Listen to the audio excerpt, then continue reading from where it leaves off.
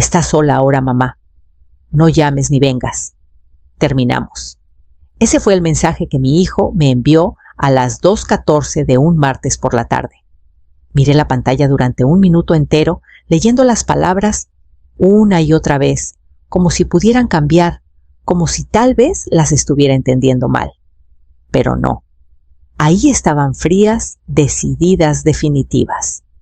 Esa mañana me había pedido que le prestara 500,000 pesos. No para nómina, no para equipo, ni siquiera para ampliar el restaurante que yo había estado apoyando en silencio durante años. No, esta vez era para criptomonedas, algún negocio nuevo que un amigo le había recomendado. Es seguro, mamá dijo. Duplicaremos el dinero en 6 meses. Le dije con suavidad que no podía. No que no quisiera, sino que no podía. Ese tipo de riesgo no era algo que estuviera dispuesta a considerar. Llevo 40 años como contadora forense. Sé cómo luce una burbuja antes de estallar. Le dije que lo quería, pero que no me sentía cómoda invirtiendo en algo tan inestable. No discutió mucho en ese momento, solo asintió, dijo que entendía. Y luego llegó el mensaje. No lloré, no le devolví la llamada, no envié un mensaje pidiéndole explicaciones o suplicando perdón. Solo escribí 2 palabras. Entendido. Luego dejé el celular. Me levanté de la mesa de la cocina y me serví un vaso de agua con manos que no dejaban de temblar. No eran solo las palabras, era la facilidad con la que las había enviado, sin signos de puntuación, sin dudar. Solo una madre borrada en una frase. Me senté de nuevo y miré alrededor de mi pequeño hogar silencioso, el mismo donde Javier solía correr descalzo, gritando sobre dinosaurios legos, y de quién era el turno para elegir la película. 20 años viuda, 20 años madre soltera, cientos de transferencias marcadas como apoyo familiar en mi historial bancario. Todo borrado con un mensaje. Esa noche no dormí, no por tristeza, por algo más afilado, algo que se asentaba. No sabía aún a dónde me llevaría, pero sabía que comenzaba aquí con el silencio. Y por primera vez en mi vida elegí no llenarlo. La primera vez que noté que Javier se alejaba de mí no fue en una pelea. Fue durante una cena tranquila cuando llamó a la vieja camioneta de su padre un trasto que debimos vender hace años. Lo que no sabía, lo que nunca le dije, fue que la vendí. En silencio, a escondidas. Lloré todo el camino de regreso después de entregarle las llaves a un desconocido. Ese dinero pagó su primer semestre en la universidad. Había sido aceptado en una universidad privada en Monterrey, pero la beca solo cubría una parte. Estaba tan orgulloso cruzando el escenario en su graduación de preparatoria con su toga azul, saludándome como si ya estuviera a medio camino de irse. Yo quería que se fuera, que creciera. Solo no me di cuenta de que seguiría caminando mucho después de que yo dejara de saludar. Cuando la colegiatura superó lo que ganaba en su trabajo de medio tiempo en el campus, tomé turnos de fin de semana, haciendo declaraciones fiscales para pequeños negocios. Cuando se graduó, usé una bonificación de un cliente para pagar el resto de sus préstamos estudiantiles. Él pensó que se los habían condonado. Lo dejé creerlo. En ese momento me parecía amor. Cuando vino con la idea de la mesa del encino, estaba encendido. Sus ojos brillaban como cuando tenía 12 años y quería construir una casa en un árbol con tarimas. Me mostró menús de prueba, bocetos del interior, desgloses de costos. No entendí la mitad, pero creí en él. Firmé como aval del préstamo sin pensarlo 2 veces. Por un tiempo me llamaba mi amuleto de la suerte. Incluso mandó a hacer un imán para el refrigerador del personal de cocina con una versión caricaturesca de nosotros. No lo habría logrado sin ella, decía con un guiño cuando los inversionistas visitaban. Pero luego vinieron los problemas. Un refrigerador que se descompuso, un mes de ventas bajas, una agencia de marketing que no cumplió. Siempre había un cheque más solo para salir del apuro. y cada vez que lo firmaba, me decía que eso hacen las madres.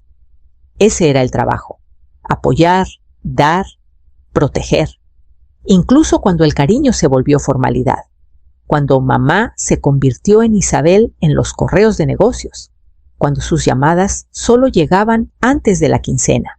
Seguí dando, porque pensé que si paraba, lo perdería por completo. Ahora creo que lo perdí de todos modos. Alguien tocó la puerta. La abrí esperando tal vez a un vecino o un repartidor, o incluso a Javier listo para hablar por fin. Pero era Daniela. Estaba en el porche con una chamarra ligera, aferrando su bolso como si no estuviera segura de estar ahí. Daniela manejaba la mesa del encino desde su segundo año. Siempre era educada, serena, eficiente. No me visitaba, no así. ¿Puedo pasar un momento?, preguntó con voz baja. Asentí y me hice a un lado. No se quitó la chamarra, no se sentó.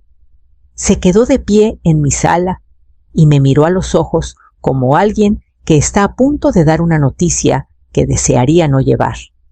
Perdón por venir así, Isabel comenzó, pero pensé que debías saber qué está pasando en el restaurante. Esperé, respiró hondo. No nos han pagado en 3 semanas. Los proveedores están abandonando. Estamos atrasados con la renta. Fruncí el ceño. Pero he estado enviando dinero. Apenas el mes pasado sacudió la cabeza con suavidad. Lo sé, he visto las transferencias. Nunca llegaron a las operaciones. La sala se sintió de repente más fría. Continuó. Javier ha estado usando los fondos para otras cosas. Les dijo a algunos del personal de cocina que estaba invirtiendo en criptomonedas. Dijo que lo triplicaría en un mes. Lo llamó un desvío temporal, pero nos estamos desmoronando. Me senté, no porque estuviera débil, sino porque algo dentro de mí finalmente se rompió por completo. Daniela parecía dolida.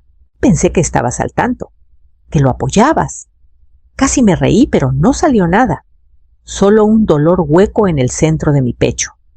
Había tomado mi dinero. Me mintió. Les mintió a su personal. Y mientras tanto me envió ese mensaje, como si yo fuera la que lo había abandonado. Daniela metió la mano en su bolso y sacó una carpeta. Esto es un resumen de las facturas sin pagar. No sé qué quieras hacer con esto, pero pensé que tenías derecho a saber. Le agradecí. No recuerdo cómo se fue. Solo recuerdo estar sentada en la mesa del comedor mucho después de que la puerta se cerrara mirando los números. Todo este tiempo pensé que estaba ayudando a mi hijo. Pero no era ayuda. Era combustible. Ya no era su madre. Era una cuenta bancaria que él pensaba que nunca se cerraría. Abrí mi laptop y revisé cada estado de cuenta de los últimos 5 años. Línea tras línea, las mismas palabras se repetían en tinta digital ordenada: gasto familiar. Apoyo al restaurante, asistencia de préstamo. Desplacé la pantalla hasta que se volvió borrosa, hasta que los números dejaron de significar algo. Cada transacción contaba una historia. La nómina que cubrí cuando el restaurante estaba corto, las reparaciones, los proveedores, la agencia de marketing. Le había transferido dinero a Javier tantas veces que dejé de contar. Me decía que era temporal, que un día el negocio remontaría y él se sostendría solo. Pero la verdad estaba ahí frente a mí. Había construido un sistema que le permitía fallar sin consecuencias. Respiré hondo y llamé al banco. La mujer al otro lado reconoció mi voz. Había hablado con ella antes siempre, para depósitos o aprobaciones. Esta vez fue diferente. Quiero cancelar la tarjeta de negocios vinculada, dije, y congelar la línea de crédito que termina en 4632. Hubo una pausa. ¿Está segura, señora Morales? Esa cuenta está autorizada conjuntamente. Segura, dije. Ya no. Cuando llegó el correo de confirmación, lo miré por un largo rato. No se sentía triunfal, solo, tranquilo, como el aire después de una tormenta. Luego revisé mi celular, borré los accesos directos al contacto de Javier Eliminé los hilos de mensajes que hace tiempo se habían convertido en solicitudes de negocios en lugar de conversaciones. No bloqueé su número, solo quería silencio. Por primera vez en años me fui a la cama sin revisar notificaciones. El silencio era pesado, pero no dolía. Todavía no. Por la mañana empezó 12 llamadas perdidas, 6 mensajes de voz, una cadena de mensajes que pasaban de la confusión a la acusación. ¿Congelaste la cuenta? ¿En serio luego la culpa? Sabes que el personal depende de esto. ¿Cómo pudiste hacernos esto? Y finalmente la rabia. No te molestes en aparecer de nuevo. Terminamos de verdad esta vez. Puse el celular boca abajo en la mesa y me serví un café. El sol apenas salía, pero la decisión ya estaba tomada. El silencio había hablado por mí. Era casi medianoche cuando escuché el toque. Suave al principio, luego apresurado, casi como pidiéndome disculpas. Dudé antes de abrir la puerta. En el porche estaba Sofía, con los ojos hundidos, el suéter apretado contra los hombros, una caja de cartón aferrada al pecho. Isabel dijo con voz débil. No sabía a dónde más ir. Me hice a un lado y entró como alguien que no había dormido en días. Colocó la caja en la mesa de la cocina y respiró temblorosa. Todo está aquí, dijo. Cada retiro, cada mentira. Adentro había meses de recibos, estados de cuenta, correos impresos. No necesitaba leerlos para saber lo que venía. Javier ha estado sacando dinero de la cuenta del restaurante.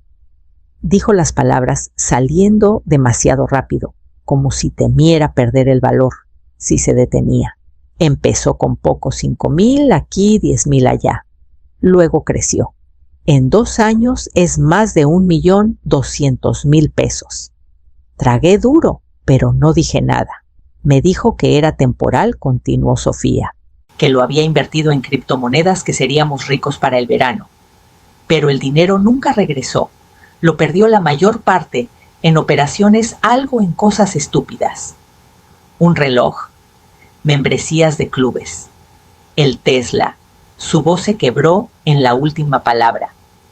No sabía qué hacer. Dijo que lo arreglaría. Dijo que nunca te enterarías. Se frotó los ojos manchándose el rímel. Debí decírtelo antes, pero cada vez que lo intentaba, me pedía que me callara. Dijo que lo arruinaría, que nos arruinaría. Me senté frente a ella y escuché. No con enojo, ya no me quedaba, solo con una claridad agotada.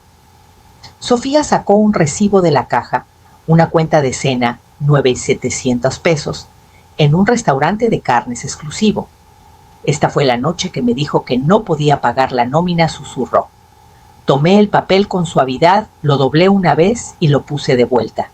Hiciste bien en venir, dije. Ella negó con la cabeza. Es demasiado tarde. Cuando se fue a la casa, quedó en silencio otra vez. La caja de recibos se quedó en la mesa, el olor a tinta mezclado con vino y humo. La miré hasta que el reloj marcó la 1, luego apagué las luces y me senté en la oscuridad. Por primera vez no sentí lástima ni obligación, solo determinación. Pasaron semanas. No llamé, no respondí ni a los mensajes de voz, ni a los textos, ni a las publicaciones en redes sociales, que pasaron de ser vagas y autocompasivas a francamente amargas. Dejé que todo me atravesara, como el viento en una ventana cerrada. Pero luego las llamadas se volvieron más fuertes, más frecuentes, más desesperadas. Al principio solo era Javier, luego los proveedores del restaurante, luego un acreedor buscando la verificación de mi firma como aval. No dije nada, no les debía nada. Una tarde, mi celular sonó otra vez su nombre, iluminando la pantalla como si alguna vez hubiera significado algo. Esta vez contesté. Su voz estaba tensa, gastada. Mamá, por favor, solo necesito ayuda para pasar este trimestre. El personal amenaza con renunciar. Las cuentas de los proveedores están congeladas. Solo necesito un puente más hasta que consiga nuevos inversionistas. Esperé un momento antes de hablar. Ya lo hice, dije suavemente, por 20 años. Hubo silencio, luego un clic. Colgué primero. Después de eso, todo se aceleró. La mesa del encino cerró en un mes. Vi un aviso en la puerta una mañana mientras pasaba en el coche embargo pendiente. Las luces estaban apagadas. Las mesas seguían puestas adentro como esperando a clientes que nunca llegarían. El Tesla desapareció de la entrada de Javier días después. Reposesionado. No pregunté. No necesitaba hacerlo. Escuché de un antiguo vecino que se había mudado a un departamento rentado en las afueras de la ciudad, apenas amueblado, sin letreros, sin visitas. Sofía también se había quedado en silencio. No la vi desde la noche que me dio los recibos, pero no esperaba hacerlo. Algunas cosas no necesitan una segunda conversación. Ese fin de semana limpié mis archivos. Guardé en cajas los estados de cuenta, las declaraciones fiscales, cada talón de cheque que había escrito con Javier. Restaurante en la nota. Eran demasiados para contar. Etiqueté la caja cerrado, la sellé con cinta y la puse en el estante más alto del closet. Luego me serví un vaso de agua de Jamaica, salí al patio y me senté bajo el sol. Mis manos estaban firmes ahora.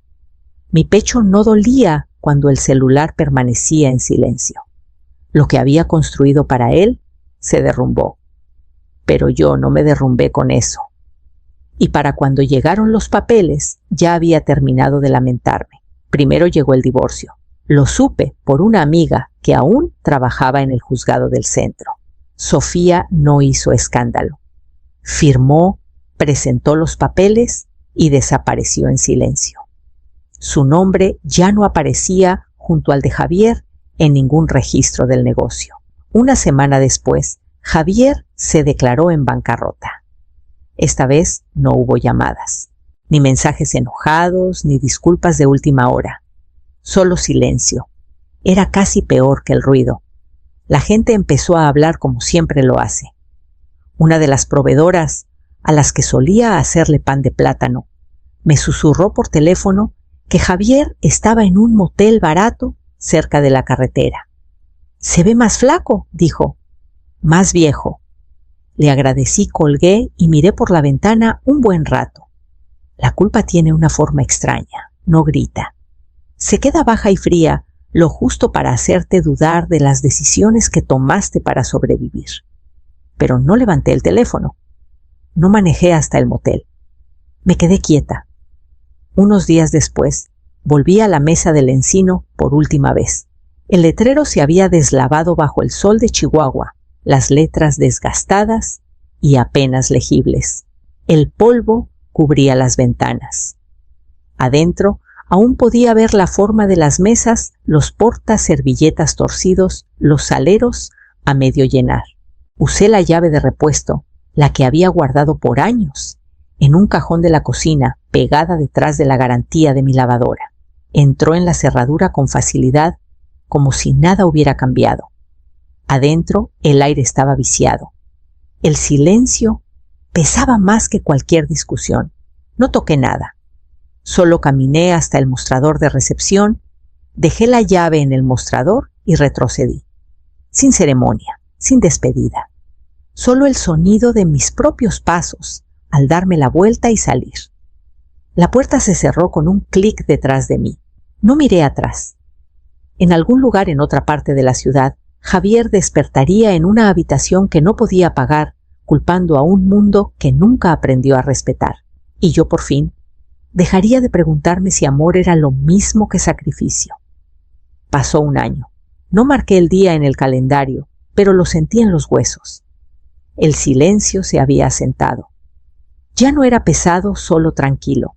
Empecé a ser voluntaria 2 veces por semana en un tecnológico local.